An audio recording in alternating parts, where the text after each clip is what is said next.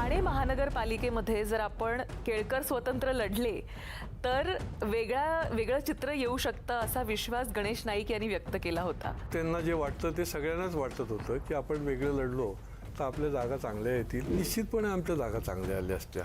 बरं, आता निवडणुकांचा निकाल लागला त्याच्यानंतर पण असे स्टेटमेंट्स आले की आम्ही विरोधात बसायला देखील तयार आहोत. सन्मानपूर्वक जर त्या युतीच्या जागा आपण वाटप केलं नाही तर आम्ही विरोधी बाकावर बसायला तयार आहोत.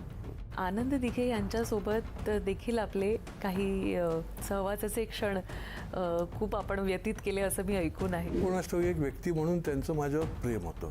त्यांच्याकडनं खूप शिकण्यासारखं होतं की man of devotion, man of mission, आणि कुठलीही काही त्यांना पॉवर गेममध्ये न पडता देखील एक वेगळ्या प्रकारची त्यांची छबी जी आहे, क्रेज होती त्यांची. क्रेज होती. धर्मवीर पाहिलात तुम्ही?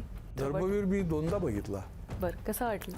अजून त्याच्यामध्ये पेरण्यासारखं खूप आहे. दिग्दर्शकांनी भेटलं पाहिजे म्हणजे तुम्हाला असं वाटतं? तुम्ही दिग्दर्शक भेटलं तर मी पण अनेक चांगल्या त्यांचे गुण आहेत ते त्याला सांगेन.